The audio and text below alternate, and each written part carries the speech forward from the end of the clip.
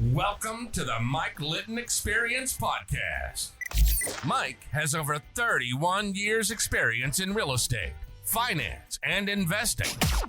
He's passionate about being a father, a teacher, a realtor, an investor, and a leader.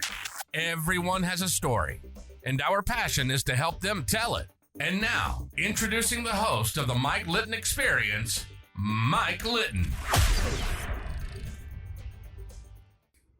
So what can you expect from the Mike Litton Experience? You can expect stories that will inspire, motivate, advice that will sharpen your focus, and expert information on real estate, finance, and market conditions.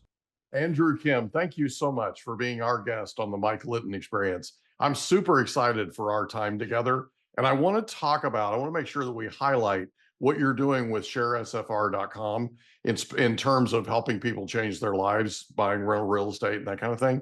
But if it's okay with you, like we talked about before we hit record, everybody has a story, and our passion is to help them tell it. So with your permission, we're going to start with where you were born, go all the way up to today, and then we want to talk about the amazing things you're doing helping people buy rental real estate.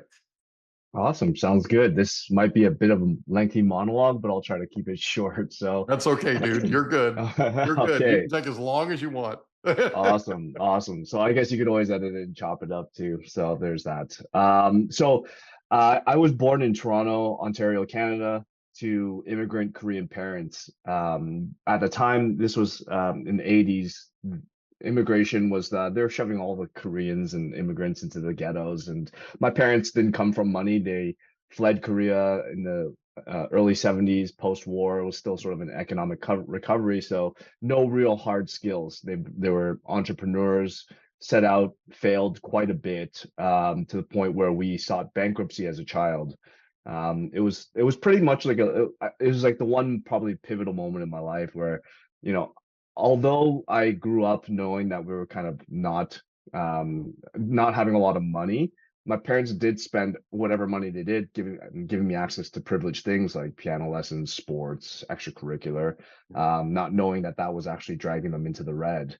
And then, one day as we're kind of driving home from piano lessons, I noticed there's duffel bags of clothes in the car, and I would always ask, why do we keep driving around with these clothes? And they're like, well, look, we might get locked out of our house, knowing that. As a grown up now, I understand they were potentially getting evicted or foreclosed on our home because my parents were failing to make mortgage payments, and then realizing later that they did seek bankruptcy, and then, had to downsize our home, move to a less desirable area, and then, start over. My parents then started taking on jobs when they've always kind of owned small businesses, and that really was a very life-changing experience for me. I was an adolescent at that time, and knowing that that's not where I want to be in the future. But I always, I don't know if it's through them, but always had this entrepreneurial spirit to really kind of build and own my own destiny. But seeing what the path they took, knowing that, look, I got to have a safety net. And, growing up, I thought education was my safety net, but then, I think from all the media and everyone around me, somehow real estate became that concept of a safety net. So throughout college, all throughout high school and college, always kind of looking at some sort of part-time job or some sort of business idea, always thinking about the next way to make side income. And then through college, it was more like the internet was booming 1.0 and then 2.0. And I was doing like e-commerce stuff and affiliate marketing, and then saving up every single dollar I had. So by the time I graduated in university, this is now mid 2000s, I started, educating myself in the real estate world in Ontario, around the Toronto area. So I was really interested on that BRRRR strategy, the buy, repair, rent, refinance, repeat. So at that time, I could find homes that are about 70 miles from the core of Toronto. So suburbs, homes, 3-bed, 2-bath, about 2,000 square feet. This was now 2010. These homes were about 300,000 USD approximately. So trying to take those on, wasn't that good at it. And this was supposed to be my part-time hustle, because, I was doing my own startups and my own sort of technology companies. And yeah, I don't think I was, actually, I know I wasn't good at it. I lost quite a bit of money. I did 2 or 3 homes, and yeah, it wasn't going so great. I really should have sought mentorship. A lot of like losses, a lot of learnings. In parallel, started really building out my first technology company, and then in 2011 moved to California because we were a venture capital backed technology company. We were building a platform for YouTubers to monetize their audience, and we were backed by a lot of venture capital firms based out in California. And LA made sense because of content creators and media and outlets. So we moved there, and then in 2011, I met who is my co-founder, who is showed me the U.S. single family rental market and the economics, the price points, the financing options, and really kind of stuck it to me and said, "You really suck at this real estate thing in Canada. You should give that up." So I listened to her. I liquidated my assets and started deploying my money across Florida at that time. So yeah. So now I'm super busy, focused on my company. That's sort of the last touch of real estate for a very long time. Fast forward, built and sold my company, moved up to San Francisco, the Bay Area, exited, moved back to Canada, did a corporate layover, had 3 kids, and now it's 2019 and I'm ready to start my next company. And when I quit my job, it's now 2020, pandemic hits. I've got 3 kids at home, young kids. I'm losing my mind. Living in California gave me a pretty bad wine habit that I needed to sustain. So I was like, okay, well, I've got to really pad my passive income, and my portfolio has done pretty well. I mean, I've been hands-on working with property management companies, doing my bookkeeping. It's still high touch, but the number of units haven't grown, but the units I did have were spitting out cash flow. And stupid me, if I was a little more active, that portfolio probably could have quadrupled in size, but I'm so busy, it couldn't, and I cannot lean on my property manager to develop my portfolio. So during the pandemic, that's when the research started saying, look, I think what's missing in this world of real estate or direct ownership, sort of self-investing, DIY investing, is this world of asset management, where it's like somebody to kind of act like me, to think like me, to grow my portfolio, understand my risk profile, being able to leverage my assets and go out and just grow my portfolio while I can focus elsewhere. And that was sort of the birth story of what we're doing today. Like, of all the failings and learnings I've done, and people have professionals, personal careers, and things get in the way. But generational wealth and that passive income should still be moving forward without your attention. So that's was kind of the birth story of Share, and wanting to build safety net for others, letting us de-risk it for them. So yeah, that's the long-winded sort of background story. That's and now cool. Shares my intersection of passion of real estate and technology. There you go. So you sort of failed forward, it sounds like, right? Yes. You learned, you did some investing. It didn't go so well. You learned some things, right? You almost ended up being your own mentor, it sounds like. So you end up going to California, I think partly because you're a tech company, the content creators are there, but also because the VC is there, right? I mean, that's where the river of venture capital is. And for those people that don't know, that are listening, venture capital is a form of investment where somebody comes in and they invest in a startup or a growing company, and they take a share. Sometimes it depends upon the terms, but they'll sometimes take a share of the ownership of the company. They'll sometimes take some debt, that kind of thing. So there are different ways that they do it, but venture capital basically is a way to bring an investor in that is coming in almost as an angel kind of thing, right? And helping to grow and give you the resources that you need to continue to grow the company. So, and California is, and the people who have listened to this podcast for a while know that there's more venture capital coming into the state of California, especially now and in the last couple of decades, than anywhere else on the planet. So this is the home of venture capital, right? So, and it's also the home of wine, right? Yes. I mean, I love that, man. I had this habit that I had to feed. So let's go back for just a second, if it's okay. Growing up in Canada, who was the most influential person to you? The influential person, I think, were the people, my schoolmates. Growing up, I think at different stages of my life, were very like these friends that came from highly educated families that were doing really well. A part I left out of my story was that I spent my educational career hopping between private and public schools. Okay. So like I've really kind of learned how to be a bit of a chameleon. Yeah. So I think some of those people that I met along my educational path have been the most influential. Definitely through university, college, and middle school. That's cool. So growing up, what was your favorite thing about growing up in Canada where you grew up? I think the luxury of safety, you don't really kind of take it for granted when you're younger. And then I think the healthcare system is good. And then yeah, I think the social benefits really help when you're sort of a lower income family. Yeah. So in high school, did you have a favorite subject? Uh, Math, I was told to me that it was my favorite subject, but Was there one but you I think chose? Was there one you yeah, actually yeah. chose? No, no, definitely not. I actually really enjoyed like social studies. All the things that my parents didn't like me studying were the Yeah. ones I actually liked. But business programs were fun. Because you're just a rebel at heart and you can't help yourself. Yeah, I can't. I love that, man. Did you play any sports in high school? Yes, I played baseball, I wrestled, football, and volleyball. Which one was your favorite? Baseball. What position did you play? I was catcher and third base. So what was your favorite thing about playing catcher and third base in baseball? Catcher because I get to see the whole field and play, and I've had a pretty legitimate arm, so I love when runners would get on base and try to test me. I would love that. Third base also because I think like right up the line, I had an arm to first, so I like being really close to the action, so I can like really call a play. Yeah, that's cool. Yeah, as the catcher, you're kind of the captain of the field, right? So your job is to set up the shifts and all the things that you have to do, and get everybody ready, right? And then your job is to know this batter likes it hard and inside, right? Or you know what I'm saying? And Yeah. you're really in charge when you're the catcher, and I can see you relishing in that.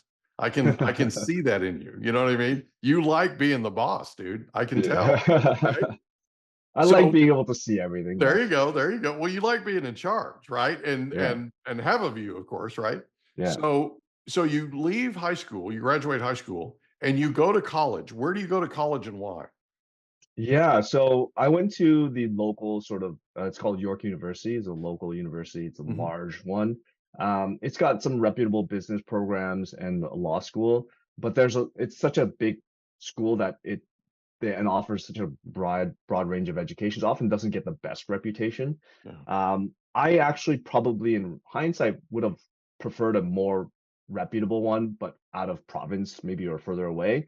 I just wanted to stay home because this is where my network was. It was close to my family. I was also supporting the mortgage payments in university. So had to continuously work. And if I went somewhere else, I'd be a hungry student, and that would put us in a bit of a sticky situation. Yeah, I got you. So it was basically economic and also family stuff, right? You're Yeah. trying to help you're trying to help keep things going, and that's really admirable, dude. And it's also an opportunity to grow up quickly, right? Yeah. Because when you're helping make the mortgage payments, you don't have much of a choice, right? You just have to grow up, and you got to take it on your shoulders, and you got to get after it.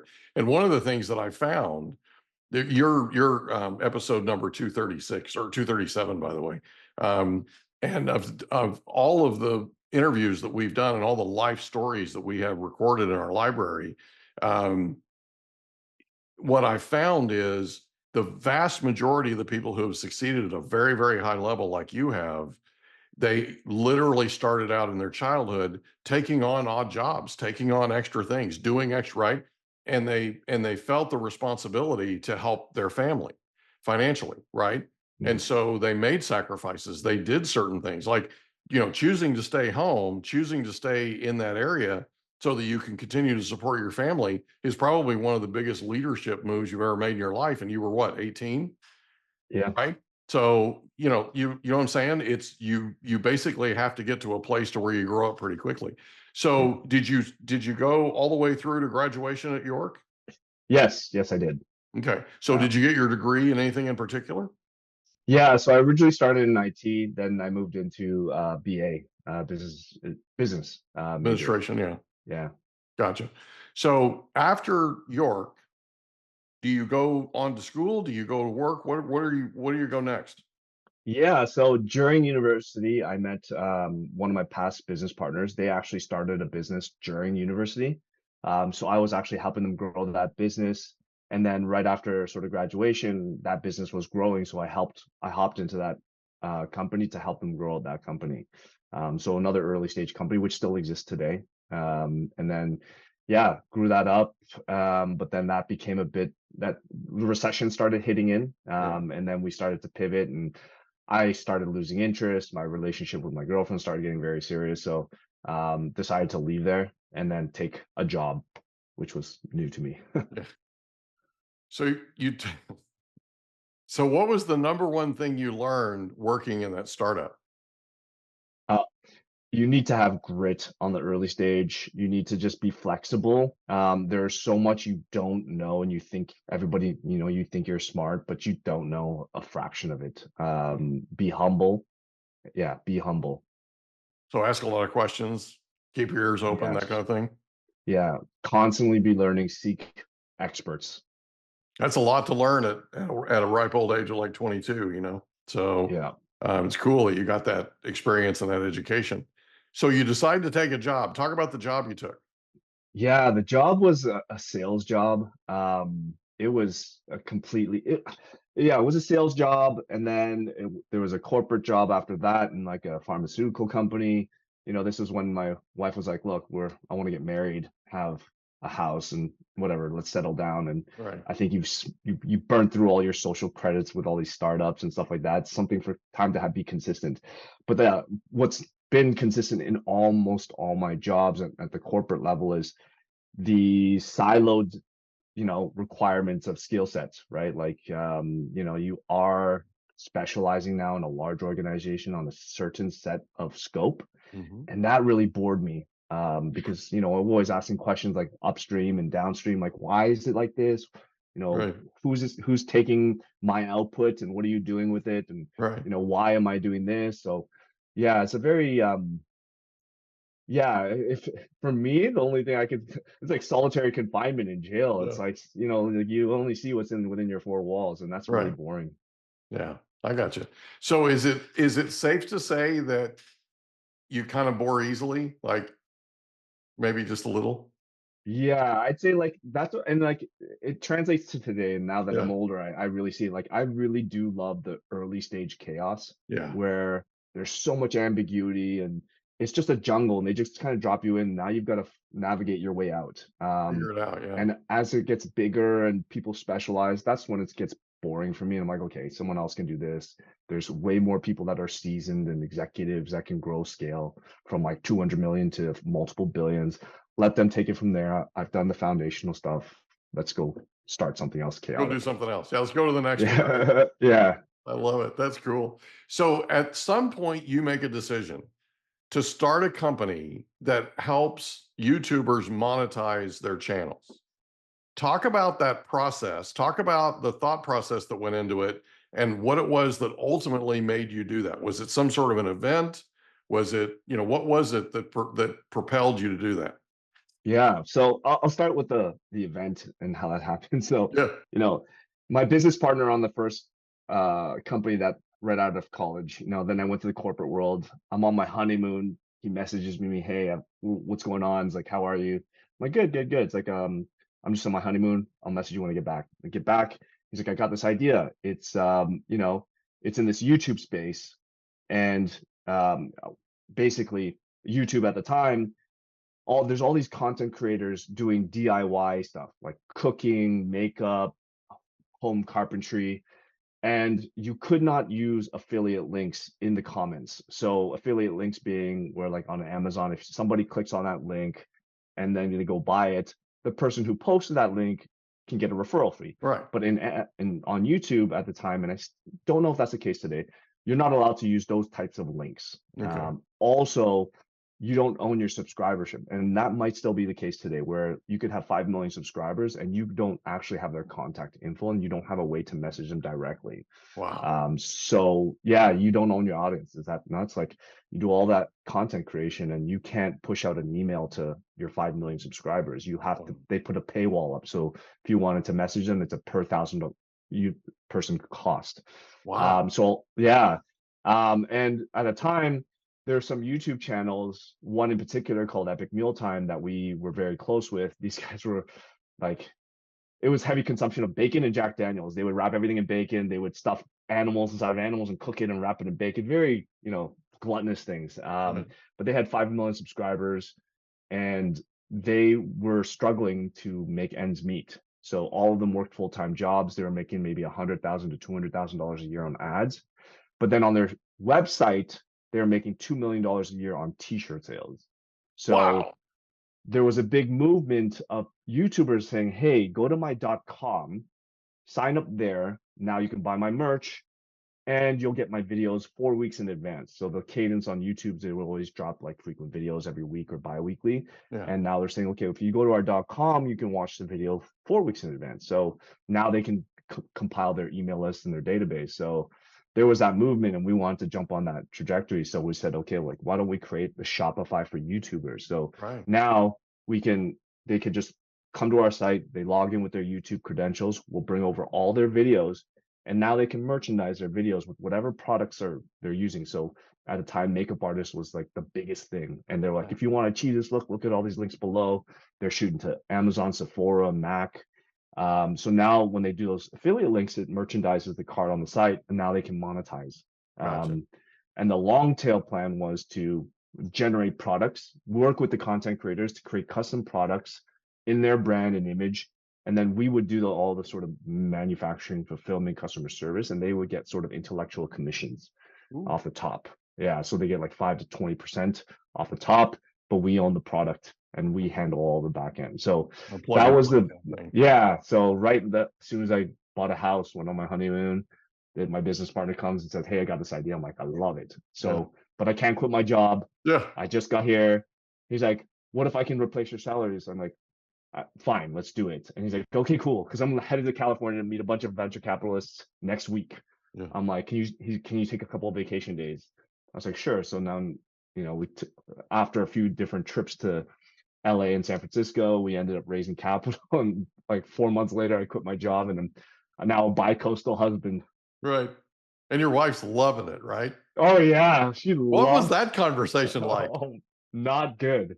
Seriously, man. Because hadn't you just had the conversation just not too long before that? Hey, I want to settle down. I want to get married, right? There probably were kids in the future, right? Yeah. She wants stability, right? Yes. And you get married, you come back from your honeymoon and you're like, okay. Yes, I remember. So it was like I came back in the honeymoon, I think it was like November. And then I quit in April. Yeah. So that's how fast things move. Right. But like I did work for a couple, like during our engagement period, we bought the house, things are stable. Yeah. And then, I'm out of here. Right. And you're like, well, you're loving me now. Yeah. I'm like, well, I'm moving to LA. And then she's like, she comes back and forth because she, like at that time, oddly, she was working from home, which is actually, no, wait, not yet, but she would just come and spend a few weeks out there. But yeah, I was a bi-coastal husband. So I'm like going the opposite direction. What a crack up, man. What a crack up. Now, are you still married? Yes. So it worked. Yes, it worked. It worked, right? Somehow you survived it. Yeah, it was a lot of chaos. And then it just got worse too. When we were out in California. Like that was a roller coaster. Yeah. She's kind of rolling with the punches, it sounds like. That's cool. That's a good wife to have, man. That's awesome. Yes. All right. So you decide to sell. So how long were you in that startup before you guys sold it? Yeah, so 14 months. Okay. So we went knee deep. And then in sort of these venture capital backed companies, how they you might know, but I'll explain it for the audience. Explain it.